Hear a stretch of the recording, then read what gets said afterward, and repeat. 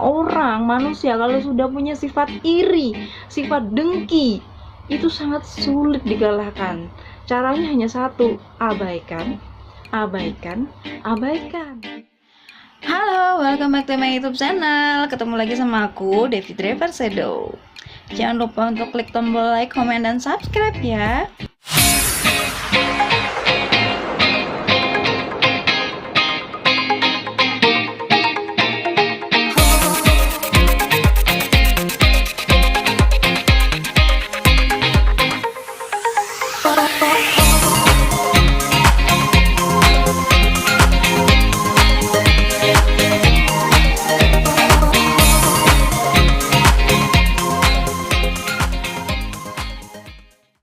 Oke, biar dibilang serius, Devi pindah ke sini. Di video kali ini Devi mau bahas apaan deh kira-kira ya? Nah, Devi itu mau membahas tentang kesalahpahaman mengenai video aku yang ini. Nah, di video ini adalah perjuangan aku dari awal sampai bisa menjadi seorang YouTuber. Nah, jadi di situ aku kan menceritakan tentang orang tuaku yang kejam sama aku, yang semena-mena sama aku, menyiksa aku, ya kan.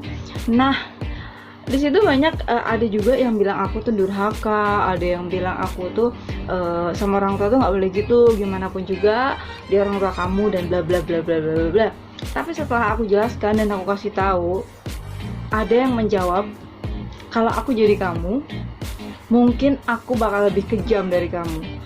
Kalau aku jadi kamu, mungkin aku akan membalasnya.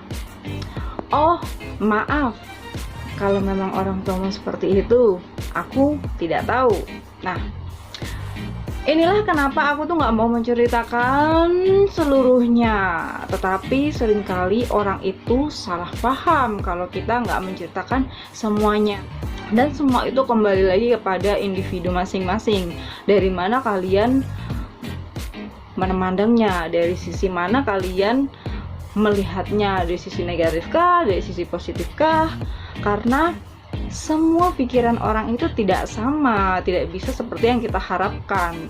Nah, tugas kita adalah menjelaskan bahwa kejadian sebenarnya itu seperti ini, seperti ini, seperti ini. Kalau kamu di posisi saya, itu kamu bakal melakukan apa?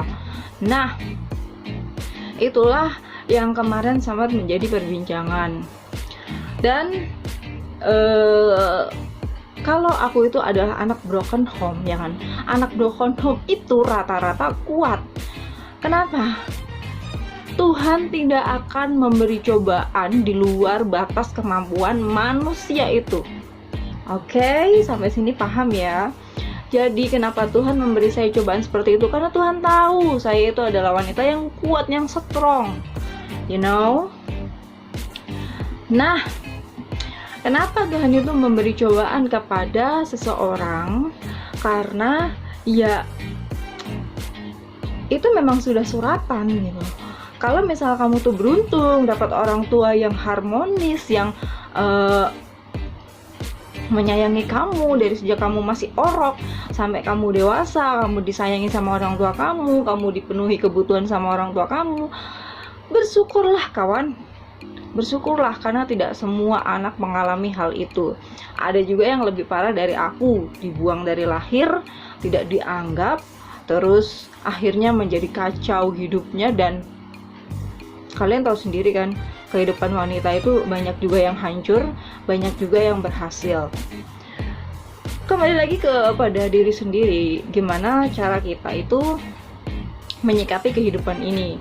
Kalau kita hanya stuck sama satu aja, ya kan, kita stuck, aduh hidup gua nggak berguna, hidup gua kayaknya gua mending mati aja. Salah. Kalau cara berpikir kamu seperti itu salah, itu pemikiran yang terlalu cetek gitu. Tetapi ketika kamu berpikir, aku disiksa, aku merana, aku di dunia ini merasa seperti ini, aku harus buktikan kepada mereka kalau aku itu tidak bisa diremehkan. This is smart. Seperti itulah kita harus berpikir, ya kan, berpikir realistis, mengikuti perkembangan zaman, ya kan, tetapi tidak melupakan etika dan edukasi yang baik. Tentunya tidak lepas dari peran-peran orang-orang di sekitar aku ya. Nih, di sepanjang perjalanan hidup aku, semenjak aku memutuskan untuk pergi dari rumah, tidak berada di rumah lagi, otomatis aku kontrak ya kan, ngekos. Di situ aku mulai belajar mengenai kehidupan. Itulah kehidupan yang sesungguhnya ketika kita benar-benar lepas dari orang tua. Karena kenapa aku merasa bisa? Karena dari kecil aku itu nggak pernah tergantung sama seseorang. Ketika aku menginginkan sesuatu, aku akan bekerja dulu. Itu sudah menjadi kebiasaan dan itu sudah menjadi latihan aku dari kecil. Makanya ketika aku memutuskan untuk pergi dari rumah, aku tidak merasa takut untuk nggak bisa hidup gitu. Aku bisa hidup nih, karena saat itu aku juga sudah mempunyai pekerjaan dan saat itu aku sudah bisa ngambil motor.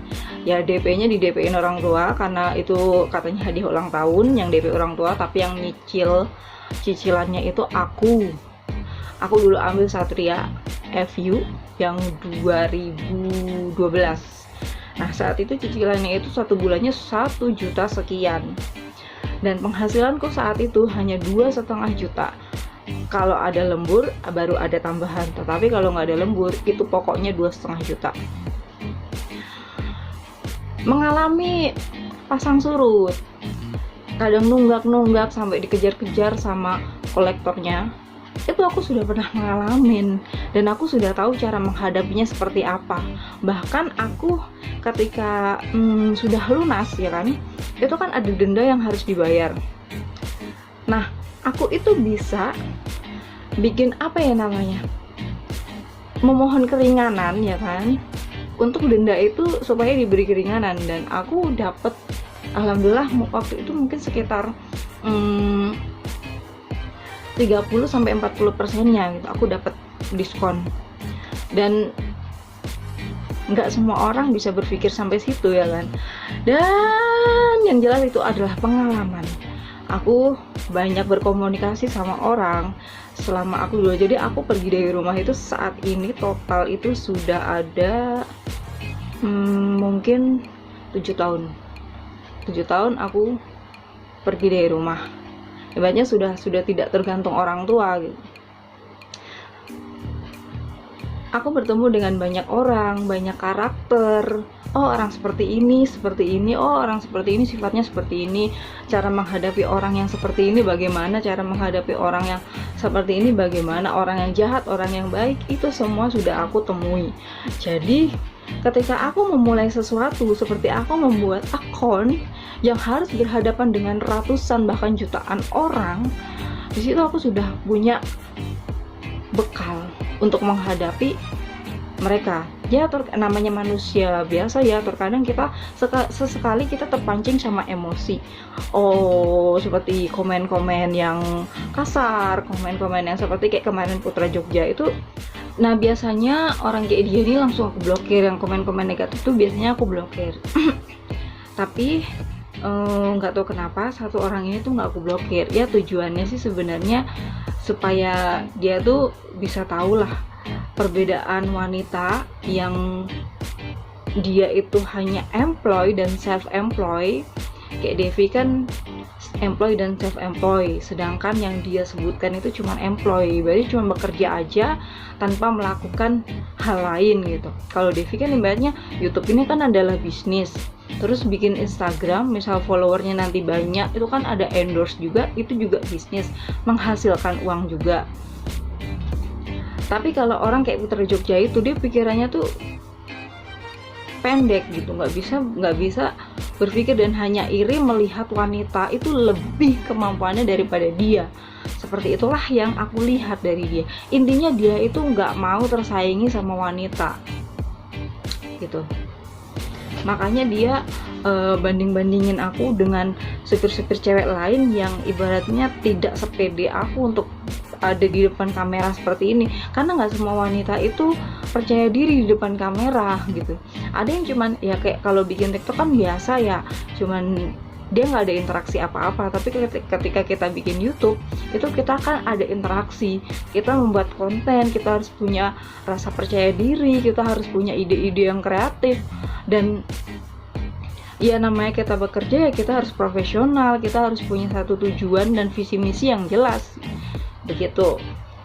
Nah, sebenarnya kalau aku pidanakan pun itu sudah kena. Komentar-komentar dia yang pertama sampai kemarin terakhir sebelum aku blokir itu kasar banget. Kasar, dan juga itu sudah masuk pelecehan, sudah masuk merusak nama baik, sudah termasuk pelanggaran IT ya. Intinya dia menyalahgunakan media gitu. Tetapi aku berpikir gini, aku tuh orang gak suka ribet. Aku tuh orangnya simpel. Kalau misal gini deh, aku berkecimpung di dunia media seperti ini, kayak di Instagram itu aku sudah lebih dulu terjun, sudah ada 3 tahun, dan kala itu aku menghadapi haters yang lebih banyak gitu. Banyak yang menghujat, banyak yang nyumpahin dan sebagainya. Karena saat itu penampilanku pun itu jauh dari yang saat ini, dan saat ini tuh sangat amat lebih baik bagi aku. Saat itu aja aku menghadapi orang-orang, aku mampu. Kenapa di saat seperti ini yang justru lebih banyak yang support aku harus down? No, tentu tidak. Makanya aku tidak menggubris dia, tidak mau urusan lah intinya. Sudahlah, ngapain dia, kalaupun kita laporin polisi, kita jeblosin ke penjara, atau dia ibaratnya bayar denda, itu kan belum tentu dia akan kapok gitu. Bisa jadi setelah itu dia akan menjadi membabi buta atau gimana, kan kita nggak tahu sifat orang, ya kan. Maka dari itu Devi memutuskan untuk blok permanen. Jadi ketika nanti muncul lagi ya sudah, biarkan saja, tetap di blok. Lama-lama juga kesel sendiri. Kenapa? Manusia yang seperti itu nggak ada capeknya. Orang manusia kalau sudah punya sifat iri, sifat dengki, itu sangat sulit dikalahkan. Caranya hanya satu, abaikan, abaikan, abaikan. Itu akan membuat kita merasa tenang. Komen negatifnya hapus, akunnya dia blokir. Sudah, kita nggak akan lihat hal-hal yang menyakitkan lagi. Kalau ada lagi, lakukan hal yang sama seperti itu. Karena ya pengalamanlah yang mengajarkan Devi untuk berperilaku seperti ini. Dari pengalaman Devi menghadapi orang-orang banyak yang Devi hadapi, karena Devi itu tidak, ya dulu memang bukan supir, dulu itu kerja di pabrik, kerja di kantoran, tetapi kan setiap hari aku berinteraksi sama orang-orang baru, dan di situ kan aku bisa punya penilaian sendiri-sendiri. Orang seperti ini tuh sukanya begini, orang seperti ini tuh nggak suka diginiin. Dari situ aku kan menjadi pengalaman. Makanya untuk saat ini aku benar-benar siap untuk membuat akun. Oke teman-teman semuanya, jadi sudah clear ya. Pada intinya di video itu tidak ada maksud Devi untuk menjelek-jelekan orang lain, tetapi kalian harus ambil sisi positifnya. Devi itu hidupnya nggak enak dari dulu. Ibaratnya Devi bukan anak yang disayang-sayang, bukan anak yang ibaratnya indah seperti cerita Nabi, ya kan? Anak disayang, ditimbang-timbang sebagainya. Enggak. Devi itu keras hidupnya dari kecil. Memang sudah keras, memang sudah seperti itu, dan itulah yang menjadi bekal Devi untuk kuat. Makanya buat kalian yang memang mengalami hal yang sama kayak Devi, itu nggak boleh pantang menyerah. Justru kalian harus buktikan sama dunia, buktikan sama orang-orang yang sudah merendahkan kalian, yang sudah meremehkan kalian, bahwa kalian itu hebat. Punyailah pemikiran yang positif, punyailah keinginan yang besar, dan harus dibarengi dengan komitmen, dengan visi misi yang bagus, dengan planning yang bagus. Aku yakin kok Devi aja yang kayak gini bisa mencapai keberhasilan nantinya. Ini baru setengahnya, apalagi buat kalian-kalian yang memang orang tuanya support. Aku dari kecil tuh banyak cita-cita. Aku pengen jadi model, orang tua nggak support. Aku pengen jadi ini karate, orang tua nggak support. Terus aku pengen jadi apa ya dulu tuh, banyak deh. Aku tuh ikut kegiatan apapun itu nggak disupport sama orang tua. Makanya aku nggak punya prestasi apa-apa. Dan ketika aku mendapatkan prestasi kemarin, satu contoh seperti ikut di Banyumas itu kontes truk, itu aku sangat terharu karena itu memang benar-benar penghargaan pertama aku. Dan kalau kalian jadi orang tua, anak kalian pengen apa, jangan dihalangi, biarkan mereka berkreasi, biarkan mereka kreatif dengan dunianya. Kalian sebagai orang tua support aja, kasih yang terbaik gitu ya teman-teman semua. Jangan jadi orang tua yang egois. Walaupun kalian harus bercerai, tapi jangan sampai anak jadi korban. Seperti salah satunya aku, korban dari perceraian orang tua. Dan ya gitu dah. Oke teman-teman, jadi itu dulu, segitu dulu ya, jangan ada salah paham lagi. Intinya selalu ambil positifnya, selalu ambil sisi positifnya. Oke, sampai jumpa di video selanjutnya. Bye bye.